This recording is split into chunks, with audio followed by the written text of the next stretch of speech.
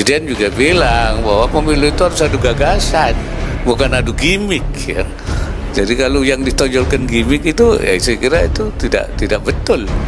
Dan tinggal saya kira para pemilih sudah tahu kan, nanti siapa yang punya gagasan yang bagus untuk membangun bangsa ini.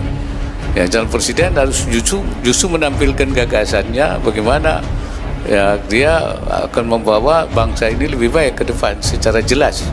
Ya, dengan tentu dengan argumentasi yang, nah oleh karena itu kita harapkan bahwa kampanye itu ya isinya gagasan, dan tentu akan lebih terlihat nanti ketika ada debat publik dari capres maupun cawapres.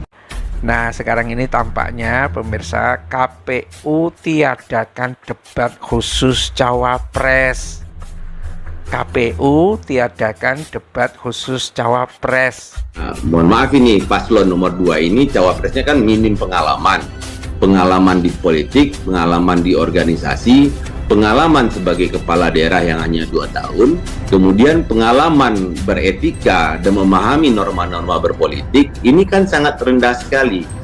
Dengan berusaha menghentikan adanya debat cawapres yang melanggar Undang-Undang Nomor 7 Tahun 2017 Undang-Undang Pemilu, ini memperlihatkan bahwa Pak Jokowi ini apa sih ketakutan terbesar Bapak sebenarnya kalau seandainya Prabowo Gibran ini kalah? Seberapa urgensikah orkestrasi ini tetap Pak Presiden lakukan? Demokrasi yang saat ini berjalan Pak Jokowi ini sudah sangat jauh dari apa yang kami harapkan pasca reformasi 98. Debat antar capres sendiri dan debat antar cawapres ini ditiadakan untuk Pilpres tahun 2024 dengan alasan yang sangat bermacam-macam yang dilakukan oleh Ketua KPU. Kita jadi heran ini. Siapa sih yang mau dilindungi oleh KPU? Siapa sih yang takut debat? Akhirnya semua orang menduga, ini bukan menuduh ya, menduga jangan-jangan ini ada order untuk melindungi Gibran, cawapres dari Prabowo.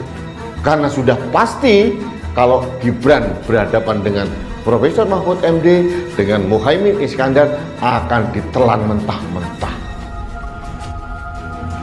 Dan rupanya kekhawatiran semua orang di Indonesia terbukti. KPU dengan berbagai dalih meniadakan debat antar cawapres. Akhirnya kalau masyarakat menduga-duga ada apa, itu tidak salah. Karena permainannya terlalu kasar, terlalu kasat mata. KPU dengan berbagai dalih apapun tidak bisa dibenarkan bahwa alasannya untuk ini, untuk itu, dan sebagainya. Akhirnya kita tahu, jangan-jangan ini untuk melindungi sang putra mahkota dari Solo.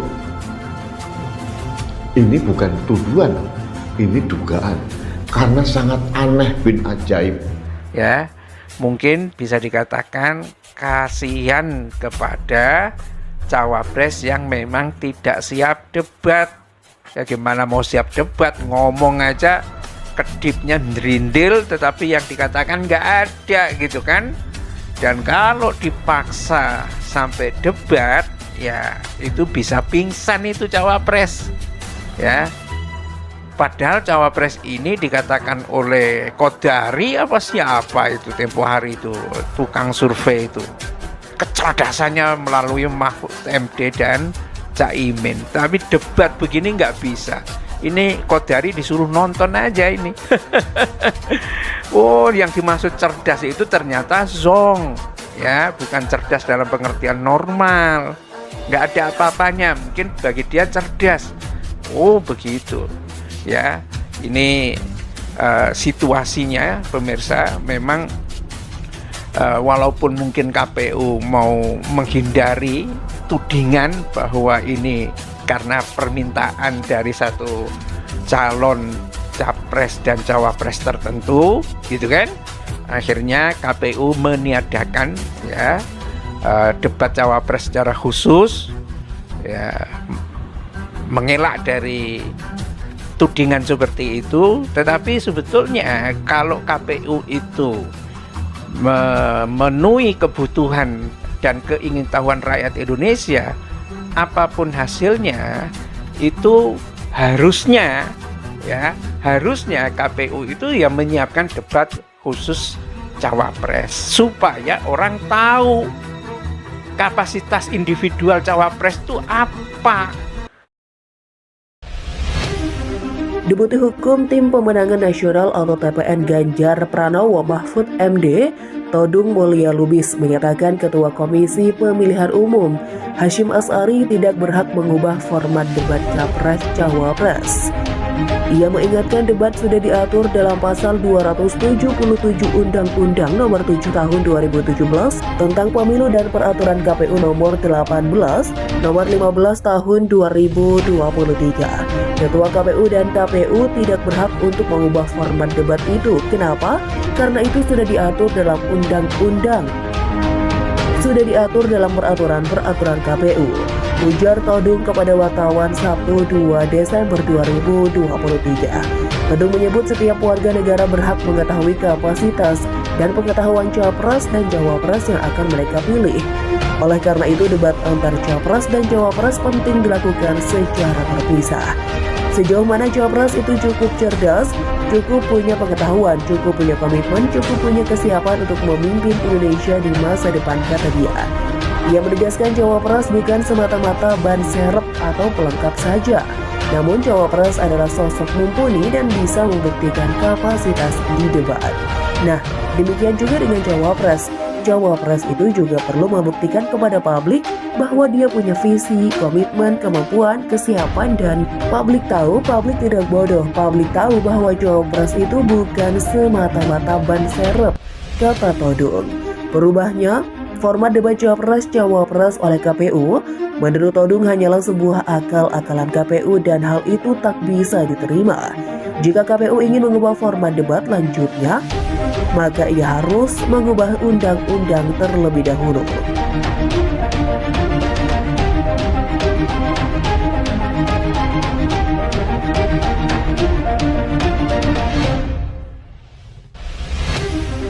Deputi Hukum Tim Pemenangan Nasional atau TPN Ganjar Pranowo Mahfud MD, Todung Mulya Lubis menyatakan Ketua Komisi Pemilihan Umum Hasyim Asy'ari tidak berhak mengubah format debat Capres-Cawapres. Ia mengingatkan debat sudah diatur dalam pasal 277 Undang-Undang Nomor 7 Tahun 2017 tentang Pemilu dan Peraturan KPU Nomor 18 Nomor 15 Tahun 2023. Ketua KPU dan KPU tidak berhak untuk mengubah format debat itu. Kenapa? Karena itu sudah diatur dalam undang-undang. Sudah diatur dalam peraturan KPU. Ujar Todung kepada wartawan Sabtu 2 Desember 2023. Todung menyebut setiap warga negara berhak mengetahui kapasitas dan pengetahuan capres dan cawapres yang akan mereka pilih. Oleh karena itu, debat antar capres dan cawapres penting dilakukan secara terpisah. Sejauh mana capres itu cukup cerdas, cukup punya pengetahuan, cukup punya komitmen, cukup punya kesiapan untuk memimpin Indonesia di masa depan, kata dia. Ia menegaskan cawapres bukan semata-mata ban serep atau pelengkap saja. Namun cawapres adalah sosok mumpuni dan bisa membuktikan kapasitas di debat. Nah, demikian juga dengan cawapres. Cawapres itu juga perlu membuktikan kepada publik bahwa dia punya visi, komitmen, kemampuan, kesiapan, dan publik tahu, publik tidak bodoh. Publik tahu bahwa cawapres itu bukan semata-mata ban serep, kata Todung. Berubahnya format debat Capres-Cawapres oleh KPU, menurut Todung hanyalah sebuah akal-akalan KPU dan hal itu tak bisa diterima. Jika KPU ingin mengubah format debat lanjutnya, maka ia harus mengubah undang-undang terlebih dahulu.